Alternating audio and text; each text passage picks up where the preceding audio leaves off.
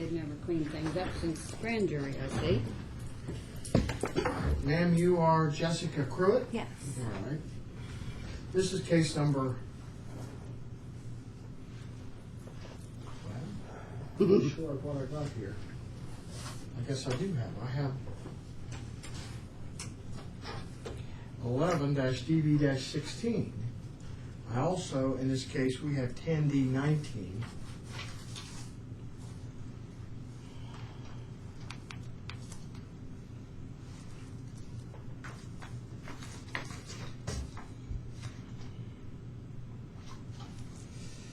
Mrs. Pruitt, would you raise your right hand? Do you swear to tell the whole truth, nothing but the truth, so help you God? Yes. All right. This matter comes on for hearing. Now, Mr. Pruitt has a pending petition for modification of the parenting plan. Is that correct, Mrs. Pruitt? Yes. I don't have that file. I knew that we had continued it to May 17th.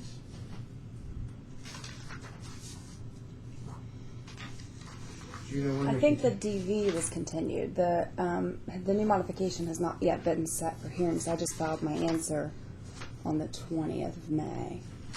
Okay, so you haven't gotten a new date yet in the May? Not for the modification, no. I just got the order dismissing the contempt and dismissing the previous modification. Okay. And I just filed my answer to the new one on the 20th, I believe it was.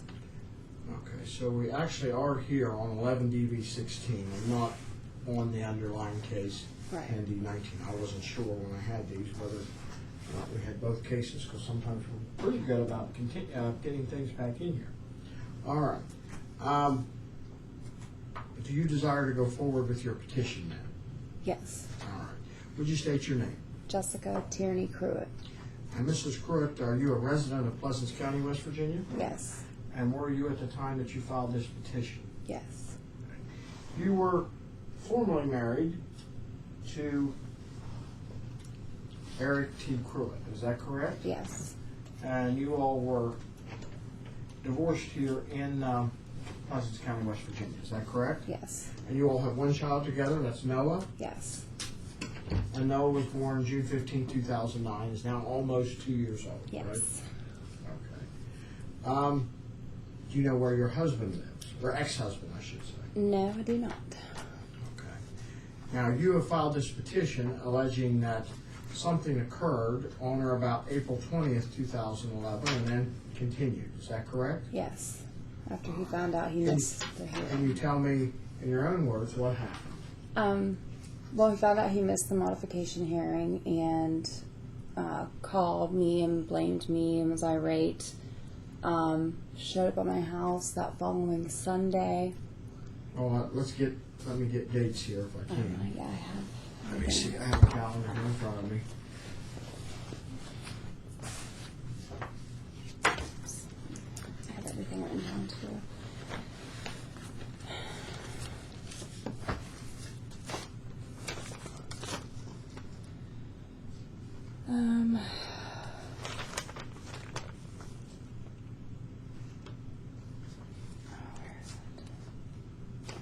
I'm aware that you all had a hearing set on May 17th, but this occurred all before May 17th. Right. Is that correct? May 17th, because it was set in front of, I think, Brian Dempster? Judge Dempster. Yes, and he couldn't hear it because there was a pending case in front of you, so he continued it to the 17th, and then I had to continue it due to work. We had the hearing on the 19th, so it would have been that Sunday after the 19th. I'm not finding the date. He came to my house. My mom was there. The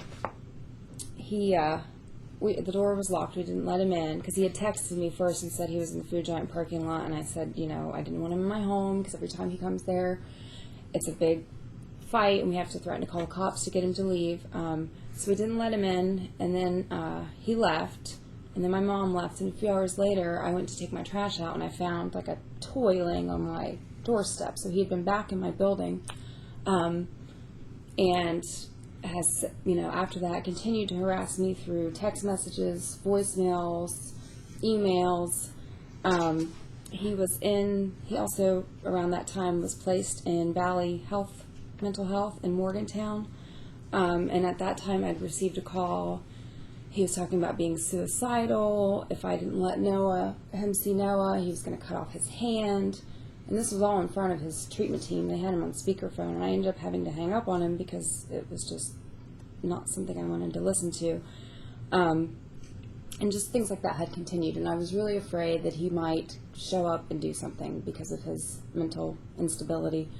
And just, I never know where he is, and, he can just show up at any time, and I live alone with my child. So my mom talked me into coming to the magistrate and talking. Well, I called Family Crisis Intervention before that, and I told them what had been going on, and they suggested I come here. So my mom came with me to the magistrate, and they decided that yes, I should. I was eligible for the protective order. He did continue to contact me that weekend after the order was in place. However, I don't think he had been served, and I just ignored his phone calls. I think once he was served, he stopped contacting me. And then I've been in contact with his mother because I still talk to her, and she, visits with Noah and things like that. And she has not heard from him recently. However, she's afraid to even let her in her home because last time he was there, he, said he wished she would just die and how she was an evil mother, and he was saying this in front of Noah. So she won't even allow him in her home. I think she had to threaten to call the cops that time too to get him to leave. And he has a history of crimes, violent crimes, robbery, theft. All this I found out after we were married, which scares me. There was also a case where it was interference with child custody. I'm not sure what that means, but that concerned me as well. He's so used to living underground that I'm just afraid he's going to take Noah and disappear. Or, feel like he can do anything to me and not get in trouble for it.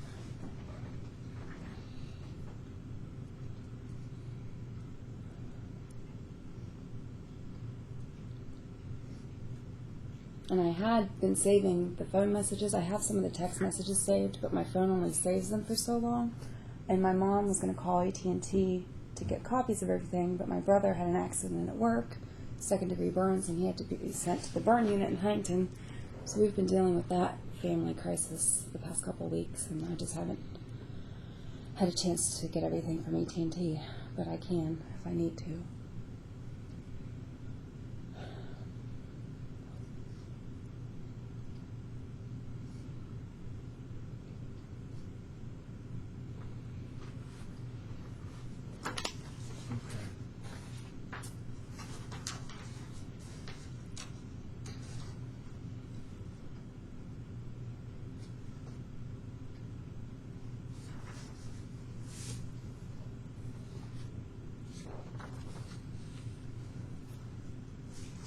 April 26th,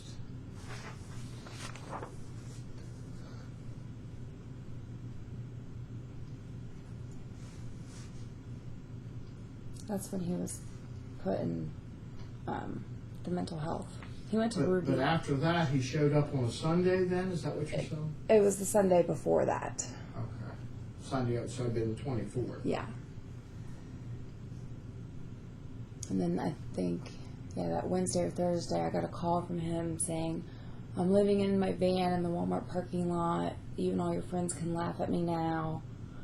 And then the next message I got was he was at the Ruby ER having panic attacks and was on suicide watch, and I guess they transported him to Valley Healthcare. And I talked to him while he was there, and I tried to get him to let me, or sign something for me to talk to his treatment team because I didn't feel he was being honest about his mental health. And I think he needs treatment for his mental health. And he stayed there for a few days, and I forget what medication they said they put him on, but it was not a bipolar medication.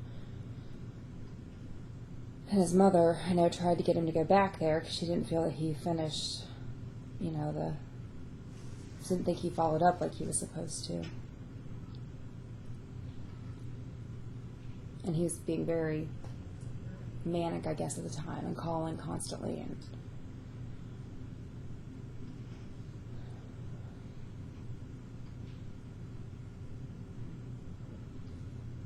And the day I filed for the DV, he actually showed up. I got a call from his mom, and I guess she had talked to him and said he said he was in St. Mary's. And I was worried, so I left work, and I went to the daycare, and I got Noah. And he had been to my mom's house and left a box of stuff it said my name on it, and it was like various food items and things. And I filed the DV that day because I knew he was in town, and I was afraid that he was going to do something.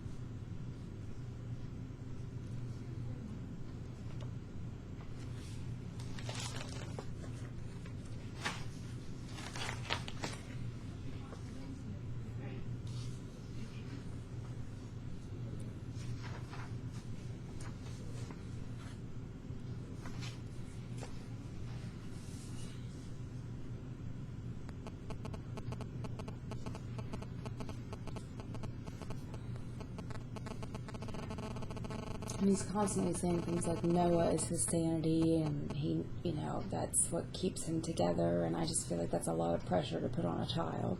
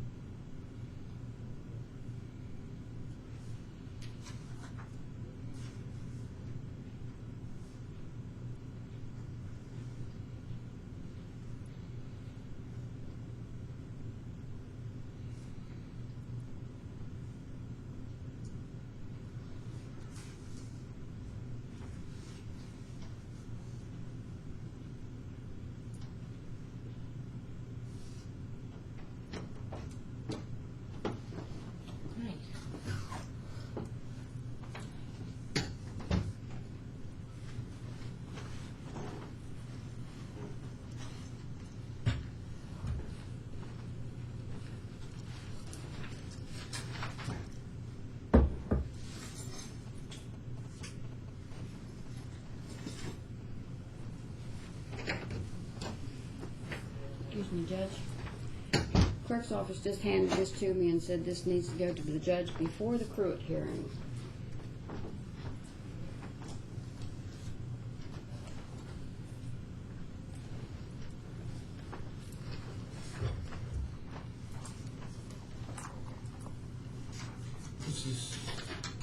I'll read this urgent message from Judge Tolman on the 9 o'clock hearing. Of course, it's now 9:23. Sir, this is Eric Pruitt. I'm having car trouble and cannot be there. I need to give you this information. I have done nothing wrong. I've been a resident of Pittsburgh for 10 years. I'm an artist and been working on building a business. I have a job in a nice house that I rent. Over the years, I've been interviewed by the Pittsburgh City paper, and I guess that would be starred in a documentary about Pittsburgh. Jessica has misrepresented herself to maintain exclusive custody. Jessica is guilty of domestic violence, and she did attack me so many times. She hit me, degraded me, and destroyed my business. These documents can tell you more. I cannot deal with her anymore. The letter from the doctor should explain this. Jessica does not want to get caught. This is what she is afraid of. She is not afraid of me. I have never touched her or would. My father is old order Amish, and I hold many of those beliefs as my own. I stopped in at the St. Mary's Police Department to talk to the officers about my rights. Officer Bourne can confirm the date of April 29th. On that date was an arranged visit, and behind the closed door at the time of the visit, Jessica's mother sent me away. These are the documents that I told you about. I've been trying to get there to hearings, but things keep happening. I want to be part of my son's life. They outline the problems he has been causing. These hearings should not be taking place in West Virginia. Pleasants County is an inconvenient forum. There is significant evidence of domestic violence. These hearings should be taking place in Pittsburgh. I will be mailing the other documents and photos mentioned to the clerk of courts. My telephone number is 412-951-1736. We've also already dealt with the issue of jurisdiction in the case. And then goes on to say the father of the child does attest and affirm that the best of his knowledge is to be true. The mother, Jessica Cruitt, and the child, Noah Cruitt, did with malice and forethought seek to abduct and remove the child from the shared custody and care in the state of Pennsylvania on or about the date of February 1st, 2010, taking the child to St. Mary's, West Virginia, Pleasants County. She did so by acts of intimate terrorism and domestic violence, wherein she eroded the financial and emotional stability of the father, Eric T. Cruitt. She did so with the assistance and encouragement of Marilyn A. Cruitt, the grandmother of the child and mother of Eric T. Cruitt.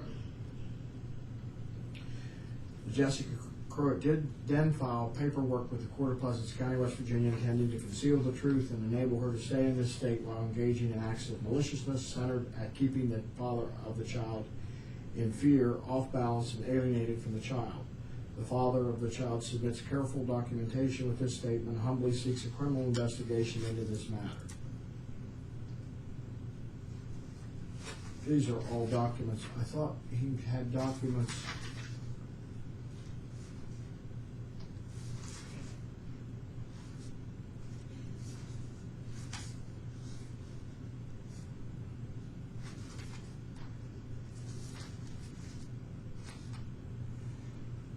These are all documents prepared by Mr. Cruitt, apparently. I thought he had something here from a doctor. Something signed here by Timothy E. Kelly.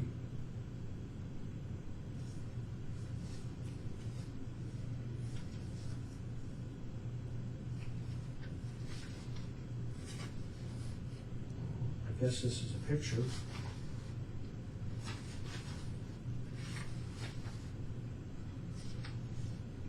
Here's something from a Valley Healthcare System, Ali Slavishi. April 32, my concern, Eric Cruitt was currently under my care at the Valley Crisis Unit. He's being treated for adjustment disorder with anxiety stemming from inability to see his son. If possible, I would recommend that Eric be appointed mediator so he does not have to contact his ex-wife directly. Communication with his ex-wife causes him severe emotional stress. Contact me if you have questions.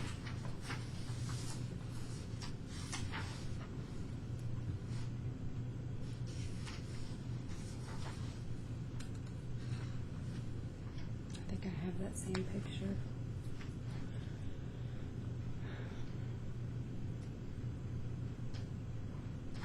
Okay.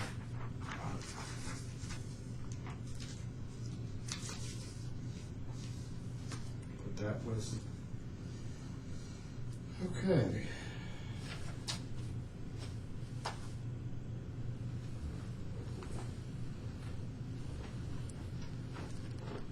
I'm going to grant the protective order. That'll be good for a period of 180 days, and let's figure out what 180 days is.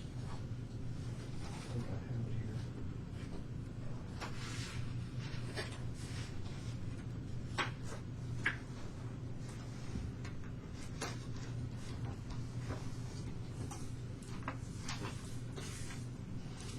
It appears Mr. Cruitt represents a significant threat with his erratic behavior and his history of mental illness that evidently has some severe threatening behavior. Mr. Cruitt's erratic behavior is a big concern. Mrs. Cruitt, you're going to be somewhat responsible, of course, for your own safety. This order will be in effect for a period of 180 days. That'll be until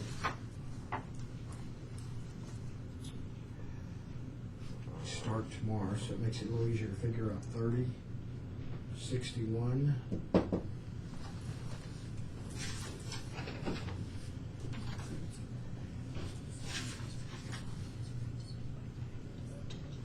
Your Honor. Yes. Mr. Cruitt is on the phone, and he says by rights, by West Virginia law, he has a right to speak by appear by phone? I cannot allow him, I'm on the record, I cannot allow him to appear by phone. I'm not going to. Okay. Okay, thank you. Okay.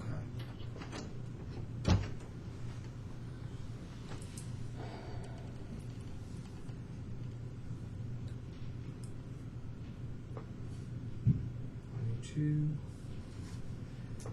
another 30, 22.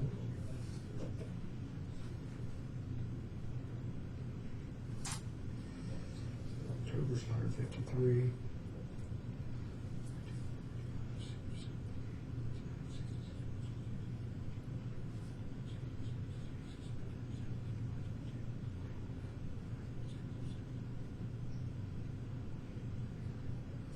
November 27th.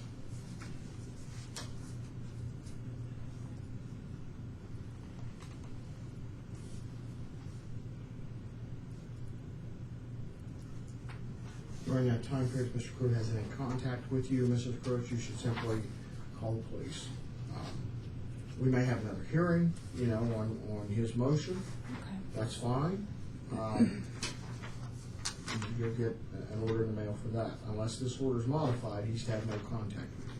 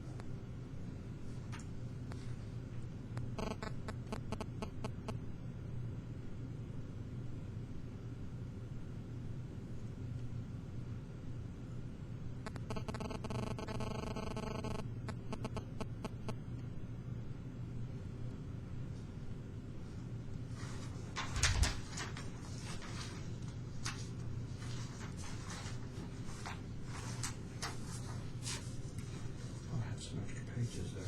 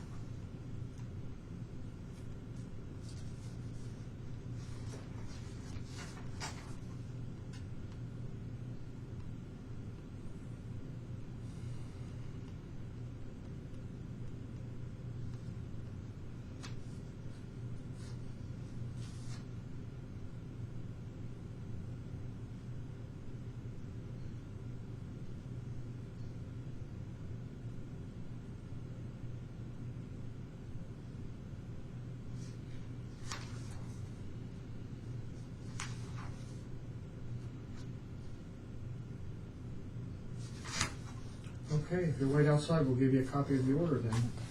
Again, I think we're going to have to be vigilant with part of Mr. Pruitt. I mean, we don't know what he's going to do, but you'll have this order to get to law enforcement, okay? All right, thank you, Mr. I'm a little more worried now. Yeah. I have a question too. I might be starting a new job. It'll be similar to what I'm doing, but it'll be through Board of Education, and I think my pay will be different. Do I just submit that to the court so that they have At record? the time of the next hearing, yes. Okay.